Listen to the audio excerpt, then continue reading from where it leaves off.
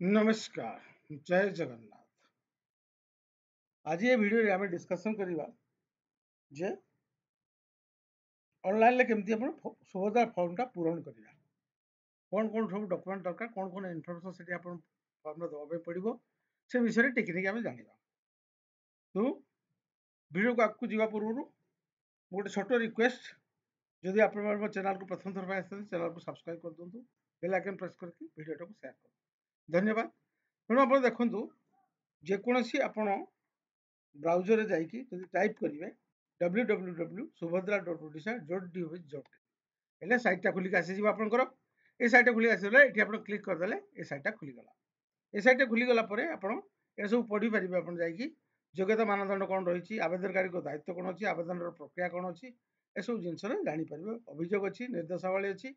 बारंबार पचार प्रश्न गुड़िक अच्छी मानक परिचालन प्रक्रिया एसओपी अच्छी तो एगा तो सब आगु भिडियो में कही आप चाहिए एगा खोलिक आप पढ़ी पारे ठीक अच्छे समस्त जिले में चलुँ ये देखो रईट हैंड साइड गोटे अच्छी अधिकारी लगइन ये अधिकारी लगइन कला मैंने आप जो सीएससी अच्छी कमन सर्विस सेंटर अच्छी मो सेवा केन्द्र अच्छी से लगइन करूँ से लगइन करदे बेले ये आपंकर यूजर नेम पासवर्ड आसीगला से आपड़ देकी यूजर नेम टा देकी आप लगइन लगइन है बेलू ये आप देखो आधार नंबर टा गोटे आसो ये जार एप्लिकेंट नुआ एप्लिकेंट आधार नंबर टा आप देवे देखिए सबमिट करदे मैंने से आपको ए साइट को सीधा नहीं एप्लिकेशन फॉर्म साइट ए साइट को आपको नहीं एप्लिकेशन फॉर्म से आसीगला आधार लास्ट 4 डिजिट आसपर ये आप एप्लिकेंट नेम टा प्रायतः एप्लिकेंट नेम टा आसी जाए ये आसनी आप टाइप करदे किसी असुविधा नहीं आप टाइप करदे आउ ये देखो हजबैंड नाम टा क्लिक है जदि आप आधार देखिए हजबैंड नाम अच्छी ये टिक करके नाम टा टिक करदे ये जब फादर नाम टा अच्छी फादर नाम टा फादर नाम जगह टिक करके नाम टा लिखिदे तापर आप देखो applicant date of birth MMDDO मास दिन वर्ष ये आप से अनुसार टाइप करेंगे आग मसटा लिखे जो मसटा थी तो जो 12 मास अच्छी 10 दिन अच्छी 1980 अच्छी ये टाइप आप करदे कलापर आप कैटेगरी कही देखो कौ category general OBC SC ST जो कैटेगरी आप कैटेगरी ये आप टाइप करेंगे आप विकलांग कि नुहे से आप येस जदि येस करेंगे नो जदि नो करदे तापर आप मोबाइल नंबर टाइप करदे देखो जो रेड स्टार मार्क अच्छी से सब मैंडेटरी जगह आप लिखा मोबाइल नंबर टाइप करदे मोबाइल नंबर टाइप कलापर से कौन मोबाइल नंबर आप स्मार्टफोन तो येस करेंगे जदि ना तो नो करेंगे डिस्ट्रिक्ट आप कौ डिस्ट्रिक्ट से ड्रॉप डाउन मेन्यू रे डिस्ट्रिक्ट आप सिलेक्ट करके लिखिए तापर आप कौन सी रिलीजन टाइप जो रिजन टाइप आप रूराल ना अर्बन जब रूराल है तो रूराल टिक करेंगे जब अर्बन है तो अर्बन टिक करेंगे तापर से कौन ब्लॉक आप ब्लॉक ड्रॉप डाउन मेन्यू जाकि ब्लॉक सिलेक्ट करेंगे तापर से कौन ग्राम पंचायत आप सिलेक्ट करेंगे कौ ग्राम पंचायत ठीक अच्छे तापर ब्लॉक तो से अनुसार से कौन विलेज टा कौन अच्छी विलेज गोटे देखिए जो ड्रॉप डाउन मेन्यू आप विलेज नाटा आसला ये तो मुझे क्लिक करनी पंचायत आसुनी कि मुझे जब एन आसला जब लिस्ट ना ताले आप विलेज टा निजे टाइप करेंगे आप चूज फाइल कर फिजिकल फॉर्म टा जोटा कि आपको अपलोड करने पड़ो फिजिकल फॉर्म टा कौन जो फॉर्म टा आप साइन कर दुई पट सारा ताको आप दुई पट सारा स्कैन करेंगे स्कैन करके मर्ज करदे जोटा जेपीजी थी जेपीजी करेंगे करके मर्ज करदे मर्ज करदे यहाँ ये टाइप देखा ये टाइप फॉर्म टा आप बाछे दुईटा सारा फॉर्म आप मर्ज हो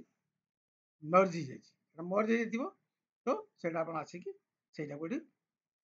सिलेक्ट करेंगे चूज करेंगे सिलेक्ट करके जाकि कंप्यूटर रू से ये करदे अपलोड करदे अपलोड कलापर से देखो जोटा आप फॉर्म में भी टिक करते ये भी सही टिकटा मारूँ तेणु आप सब गोटे गोटे टिक न करी एकाथर ये टिक करदे टिक कलापर आपण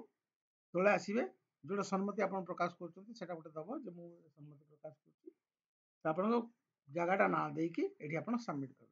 सबमिट करदेला मैंने से गोटे आपंकर स्क्रीन टा खोली जो थी सब डिटेल आप देखा मिलो से आप चेक करदे जदि किसी से भूल थाए आप एडिट करदे एडिट करके सबमिट करदे। ତାକୁ ସବମିଟ୍ କରିଦେଲା ମାନେ ଏଇ ଟାଇପ୍ର ଆପଣଙ୍କ ଏକ୍ନୋଲେଜମେଣ୍ଟଟା ଖୋଲିକି ଆସିଯିବ। ଏଇ ଏକ୍ନୋଲେଜମେଣ୍ଟଟା ଆପଣ ପ୍ରାପ୍ତି ସ୍ୱୀକାର ହେଲା ବୋଲି ଏଇଠି ଆପଣ ଲେଖିଦେଇଛି। ଟୋଲ୍ ଫ୍ରି ନମ୍ବର ଆପଣ ଦେଇଛି, ନିର୍ଦ୍ଦେଶାବଳୀ ଦେଇଛି, ଏହାର ରସିଦ କମ୍ପ୍ୟୁଟର ଜେନେରେଟେଡ୍ ଏବଂ ଦସ୍ତଖତ ଆବଶ୍ୟକତା ନାହିଁ। ଏହି ଆବେଦନ ଦାଖଲ ହେବା ପରେ ସୁଭଦ୍ରା ନିର୍ଦ୍ଦେଶାବଳୀ ଅନୁଯାୟୀ ତାକୁ ବିଧିବଦ୍ଧ ଭାବରେ ଯାଞ୍ଚ କରାଯିବ। ସମସ୍ତ ସର୍ତ୍ତ ପୂରଣ ହେବା ପରିସ୍ଥିତିରେ ସୁଭଦ୍ରା ପାଇଁ ଯୋଗ୍ୟ ବିବେଚିତ ହେବେ। ଯଦି ଯୋଗ୍ୟ ପ୍ରମାଣିତ ହୁଏ ଆବେଦନକୁ ଅନୁମୋଦନ ମିଳିବା ପାଇଁ ଏହି ରାଶି ଆଧାର ସକ୍ଷମ, ଡିବିଟି ସକ୍ଷମ ଏକକ ଧାରକ ସିଙ୍ଗଲ ବ୍ୟାଙ୍କ ଆକାଉଣ୍ଟ ହେଇଥିବା ଦରକାର। ବ୍ୟାଙ୍କ ଆକାଉଣ୍ଟରେ ପ୍ରଦାନ କରାଯିବ ପଇସାଟା। ତେଣୁ এইটা ହେଉଛି ଆପଣଙ୍କର ଯେଉଁ ଆପଣଙ୍କ ରେଫରେନ୍ସ ନମ୍ବରଟା ଏଇଟା ଆପଣ ରଖିଥିବେ, ଯେଉଁଟାକି ଆପଣ ଇନ୍ ଫ୍ୟୁଚରରେ ତା ଷ୍ଟାଟସ୍ ଭିତରେ ଜାଣିପାରିବେ।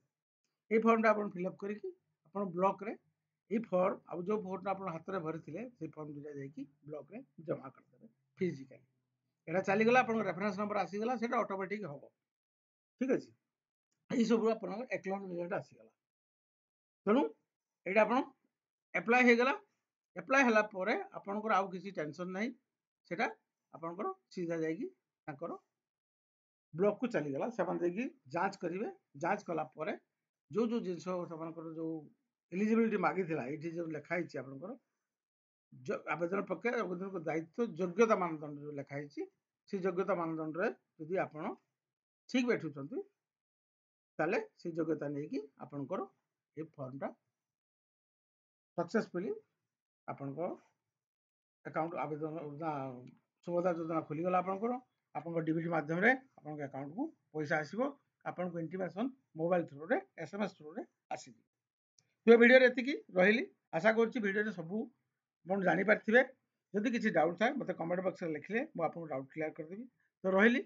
ଭିଡ଼ିଓଟିକୁ ଲାଷ୍ଟ କରିବା ପୂର୍ବରୁ ଆଉ ଥରେ ରିକ୍ୱେଷ୍ଟ କରୁଛି, ଯଦି ଆପଣମାନେ ମୋ ଚ୍ୟାନେଲକୁ ପ୍ରଥମ ଥର ଆସିଛନ୍ତି ମୋ ଚ୍ୟାନେଲକୁ ସବସ୍କ୍ରାଇବ୍ କରନ୍ତୁ,